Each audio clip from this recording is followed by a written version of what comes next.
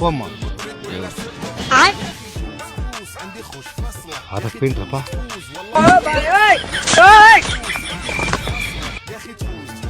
ఒల్లే మా అమ్మ నమస్కారము నీకేం ತೊಂದರೆ ಸೈನ್ಲಪ್ಪ ಓ 8 వచ్చినాయి ಕರೆಕ್ಟ್ ಇವು 3 8 ತಿನ್ನಸೈತೀನಿ